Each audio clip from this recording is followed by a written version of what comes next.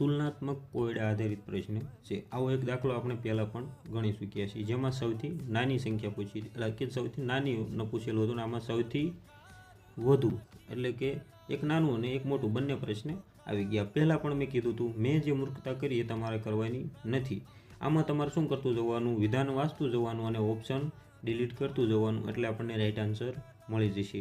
જો અહીંયા શું કીધું છે, બી એ માત્ર એક વ્યક્તિ કરતાં વજનદાર છે, એક જ વ્યક્તિ કરતાં વજનદાર છે એટલે એ સૌથી મોટો હશે નહીં। પણ આમાં તો ઓપ્શન બી છે ને, તો આપણે ઓપ્શન બી ચેક પણ કરવાનો થતો નથી, તો આ વિધાન તમે ચેક ન કરો તો પણ ચાલશે।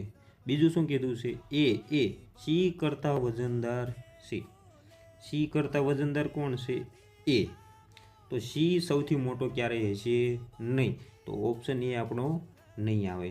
પછી શું કીધું છે, પણ ડી કરતાં ઓછો વજનદાર છે, એ સી કરતાં વજનદાર છે અને ડી કરતાં ઓછો છે, ડી કરતાં ઓછો છે એટલે ડી મોટો છે અને એ નાનો છે, તો એ આપણો ઓપ્શન આવશે નહીં, તો ઓપ્શન સી પણ અહીંયા આવશે નહીં।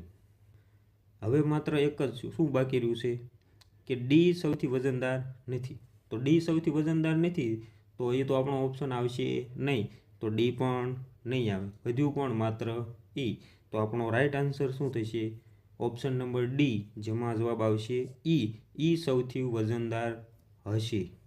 જ્યારે પણ આવો પ્રશ્ન પૂછાય ત્યારે વિધાન આધારિત ઓપ્શન ડિલીટ કરતું જવાનું છે। જેમ કે અહીંયા બી ઓપ્શનમાં આપેલો નથી, તો બી વાળું વિધાન તમે ચેક ન કરો તો પણ ચાલે।